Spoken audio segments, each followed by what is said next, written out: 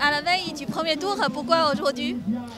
Alors officiellement, on n'aura pas le droit de dire qu'on est contre Macron, parce qu'il est candidat à la présidentielle, mais on s'est tous réunis contre cet odieux personnage qui a en fait tout piétiné et laminé depuis maintenant 5 ans. C'est lui qui est la tête de proue d'un système mondialisé et qui ici en France a verrouillé l'appareil d'État contre les intérêts de son peuple. Et nous nous levons, nous peuple, pour reprendre le contrôle de nos intérêts et dire à l'appareil d'État, vous n'avez pas à suivre les injonctions des mondialistes. Vous n'avez pas à suivre les injonctions de l'État profond ni de puissances étrangères. Parce que ce sont des atteintes aux intérêts supérieurs de l'État et ce sont des atteintes aux intérêts fondamentaux de la nation. Et maintenant, ça c'est du pénal. Et si vous ne faites rien, nous irons jusqu'au bout pour que les coupables, et j'ai envie de dire les traîtres, soient un jour punis et jugés. Jugés et punis, c'est mieux d'abord. Donc hier, vous avez déposé des dossiers, c'est ça? On a fait un premier essai hier, qui était un dépôt, qui a été enregistré au Conseil d'État, qui était un référé liberté, mais qui, je pense, malheureusement, va être retoqué pour des questions de forme comme de fond, même si le fond a été très clair. On a attaqué Macron sur tout ce qu'il a fait en fait en termes de suspicions lourdes d'évasion fiscale et de blanchiment de fraude fiscale entre Rothschild, mais aussi maintenant McKinsey, collusion, conflit d'intérêts avec des puissances étrangères. Quand on prend Pfizer par exemple, Pfizer est une entreprise qui avait conseillé Macron. Il était intermédiaire financier, il a conseillé Pfizer. Comment se peut-il ensuite qu'étant président ensuite, Pfizer devienne le vendeur numéro 1 de vaccins en France? C'est pas possible. Je veux dire, derrière ça, il y a le scandale du Rivotril, il y a le scandale des injections. Là, on a toute la base de pharmacovigilance qui est en train d'exploser en France. Et les Français sont en train de découvrir le tissu de mensonges qu'on nous a vendu pendant 2 ans. Et la guerre psychologique, et je pense, ce que j'estime être la guerre virale, qui a été en fait imposée aux Français. Les Français ont été attaqués, maintenant ils vont se défendre, il faut qu'ils se lèvent, et il faut surtout qu'ils fassent preuve de courage. Sans courage, il n'y aura aucune solution. Donc, il y a forte chance quand même demain pour Macron qui gagne pour le premier tour. C'est ce que disent les sondages. Mais les sondages créent en fait des biais sondagiers. C'est-à-dire en fait des inductions de comportement chez les citoyens pour en fait leur faire croire que c'est déjà la vérité acquise, que c'est le futur en fait. On leur préprogramme, on leur prémâche un futur, mais qu'ils ne souhaitent pas souvent. Et donc on leur impose des candidats. Il faut sortir de ce système d'induction de comportement, de manipulation en fait des urnes, par les médias, par la communication. Et c'est pour ça que des médias comme vous aussi sont importants pour apporter une voix discordante au discours ambiant. Donc, quand même, pour vous, la prévision de demain, c'est quoi alors? Demain, ça va être l'élection de tous les périls et de tous les enjeux. Parce que si Macron repasse, malgré tout ce qu'il a fait pique-pente depuis 5 ans, là, les Français seront au pied du mur. Ils seront au pied du mur. Et ils devront faire des choix. Parce qu'il va y avoir d'un côté le pseudo-front républicain qui était censé chasser l'extrême droite, différentes choses. Et en face, il y a quoi? Il y a Macron. Mais c'est lui la figure de proue de l'État profond. C'est lui la figure de proue des mondialistes. Donc on va opposer quoi? Un front républicain contre le front contre l'État profond? Qu'est-ce qu'on va faire? Donc c'est une élection qui est très périlleuse. Et dans le péril, c'est là où il y a la gloire. Et dans le refrain de la Marseillaise, le jour de gloire est arrivé. Donc il est possible que ce jour de gloire soit très proche. Et vous votez pour qui? Ce que je pense? Si je devais glisser un bulletin dans l'urne, ce serait pour des candidats qui gardent une forme d'authenticité, même si tout n'est pas blanc ou n'est pas noir, bien sûr. Les deux qui restent encore en lice, qui ne sont pas trop éloignés d'un discours, on va dire, souverainiste, rester encore un peu Lassalle et un peu Dupont-Aignan. Mais il y a encore beaucoup de réserves ces personnes. Donc j'hésite beaucoup à glisser mon bulletin dans l'urne. Et si j'en glisse un, il est possible que ce soit nul. Parce qu'en fait, toute l'élection a déjà été en fait manipulée il y a plusieurs mois. Par l'induction de comportement et la manipulation médiatique. Tout simplement.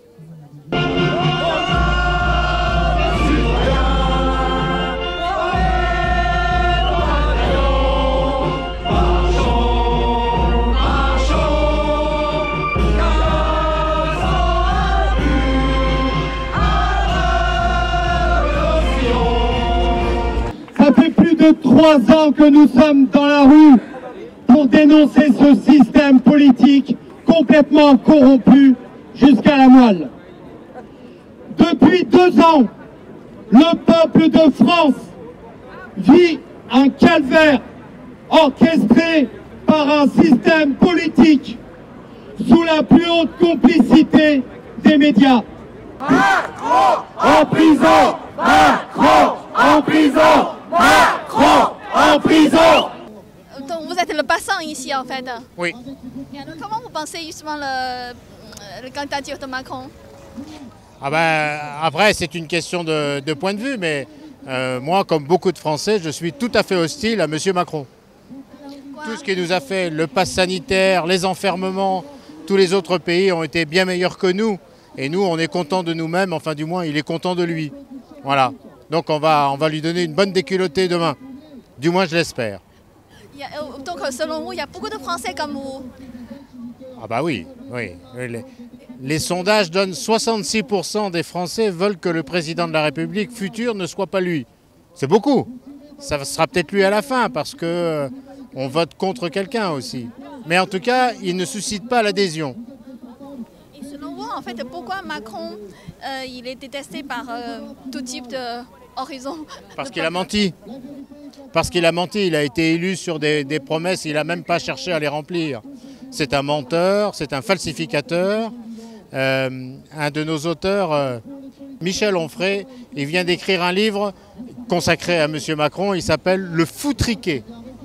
Le foutriqué, c'est un mot pas facile à traduire, j'imagine, mais regardez-le bien, c'est exactement M. Macron. Voilà. Et vous allez voter pour qui, du coup? Alors moi, je vais voter pour M. Zemmour au premier tour, et s'il n'est pas au deuxième tour, je voterai pour Mme Le Pen. Tout sauf Macron. Je suis là pour défendre nos libertés et pour que nos enfants puissent avoir une vie meilleure que ce qu'on a actuellement. Parce que si on laisse faire tous ceux qui nous gouvernent, ils vont piquer nos enfants et ça va être catastrophique.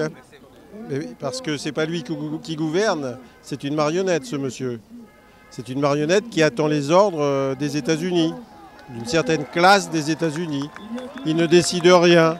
Il est peut-être cultivé, mais il est ignare. Il ne connaît pas son peuple. Il déteste les Français. Il a tout fait pour les diviser. Et donc ça, c'est inadmissible. Et maintenant, sur son bulletin de campagne, il dit qu'il aime tout le monde. Il nous prend pour des imbéciles. Et il faut arrêter qu'il nous prenne pour des imbéciles. Donc on est là pour lui montrer, on ne va pas vous suivre et on va tout faire pour que vous ne passiez pas. Et si vous passez, de toute façon, nous on va continuer et on ira dans la rue. C'est une honte. Ce monsieur est une honte vivante. Il faut qu'il dégage. Marchons, marchons.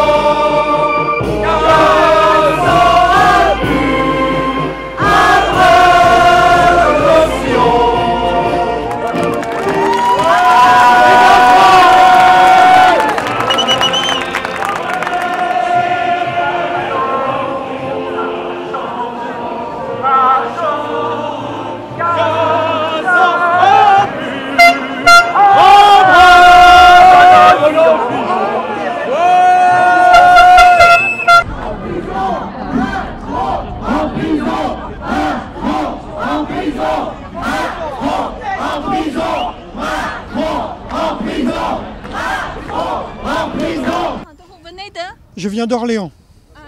Donc aujourd'hui, c'est pour... Alors aujourd'hui, on vient pour carrément... On est foncièrement anti-pass sanitaire. Et on s'engage politiquement parce que maintenant, ça devient crucial. Donc on a sélectionné les candidats qui sont pour le pass sanitaire et aussi pour la vaccination obligatoire. Et qui déterminent en fonction de nos libertés, en fonction de la vaccination. Donc là, on s'engage vraiment. Sinon, on manifeste depuis 8 mois maintenant avec le groupe citoyen-citoyenne Isambre à Orléans. Voilà, c'est pour ça qu'on a mis notre petit drapeau Orléans résistant. Voilà. Donc on est un petit groupe parce que Orléans manifeste aussi sur place. Voilà. Et cette fois, on ne se déplace pas, mais on fait de la communication auprès des gens. Voilà. Essentiellement là pour la ZAC dans le sud du Midi de la France, je ne sais plus le village qui a été détruit. Bon, c'est un aspect, parce que Isandre défend beaucoup de groupuscules viables, on va dire, politiquement viables. qu'on discrimine, un peu comme la ZAC de Notre-Dame-des-Landes. C'est un peu le même principe. Okay. Donc Vous là, allez voter pour qui pour demain? pour l'instant, je ne sais pas. Vous allez voter quand même? Ouais, on va voter, oui. Et j'ai donné mon pouvoir à mon épouse pour le cas où on soit nassé, qu'on soit prisonnier. J'ai dit prisonnier parce qu'on ne rigole pas avec ça. On ne sait pas. Donc j'ai donné mon pouvoir pour ne pas rater une seule voix de colibri. Chaque voix compte. Donc on a procédé par élimination. Déjà, tous ceux qui sont mis en avant par les médias mainstream, c'est terminé. C'est hors de question. Ils sont corrompus. Ils sont achetés. En fait, on nous demande de voter, de choisir le candidat qu'ils ont choisi. C'est tout. Vous souhaitez quoi en fait pour la France, pour toutes ces actions? Je souhaite un peu de vérité, moins d'hypocrisie. Ça fait longtemps que je suis en France, plus de 20 ans. Et l'égalité, fraternité, liberté, je n'ai jamais vu. Au contraire, il y a copinage, arrogance, hypocrisie. Et je pense qu'il y a des gens bien, ils ne sont pas nombreux malheureusement. Et il y a un gars comme Asselineau, il y a peut-être Dupont-Aignan, certainement le capitaine. Mais il n'y a pas beaucoup de gens. Et le système est tellement corrompu que les gens qui sont bien intentionnés, et j'ai l'impression qu'ils ne peuvent pas y faire grand-chose. Et ça, c'est terrible.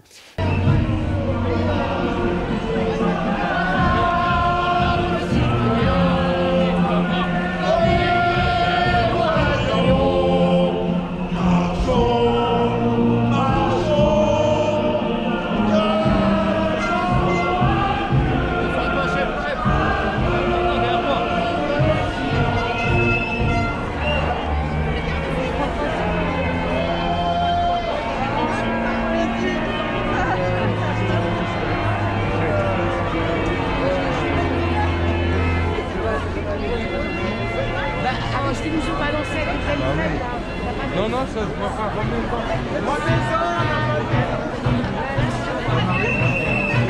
Maintenant la main, ça...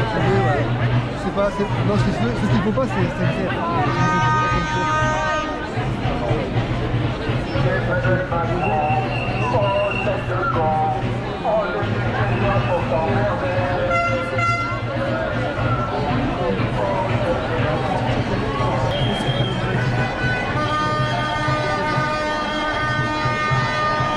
Pensez vraiment l'élection peut résoudre le problème en France?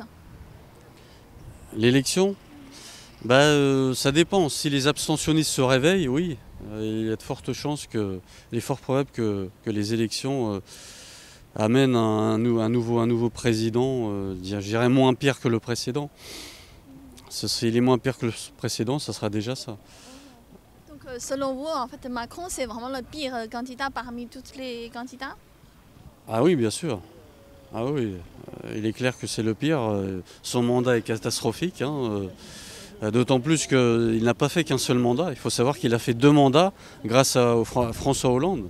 Avec François Hollande, il était son conseiller avant d'être ministre de l'économie à la place d'Arnaud Montebourg. Et d'ailleurs, il avait instauré la loi Macron, il avait imposé la loi Macron. Même si les manifestants étaient contre, il a quand même imposé. C'était déjà une première loi dictée, cette loi travail qui a causé les premières injustices sociales. Pourquoi vous êtes contre Macron? En fait, Macron, c'est très simple. Il est anti-français et nous, on est anti-européens. Et ça passe pas. Et le gros problème de sa politique, il veut que les Français soient des esclaves. Alors pourquoi vous êtes contre Macron alors? Eh bien pour moi c'est très simple, hein, c'est que je l'ai été depuis 2017, hein, je n'ai pas voté pour lui parce que je savais que son programme politique allait nous amener vers quelque chose, mais je ne pensais pas que ça allait être vers un glissement dictatorial, enfin je ne sais pas comment dire, c'est quelque chose de pas très clair, de pas très sain. Mais en même temps, je pense que Macron est le symbole quelque part d'une France qui a perdu son identité sur tous les plans, l'identité spirituelle, l'identité du pays. Et on est vers un tournant de l'histoire qui est très important pour nous.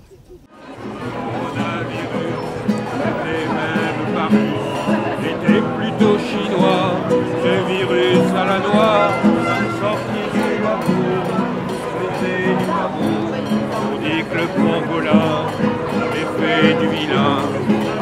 échauffé, il y en a qui ont bien ri.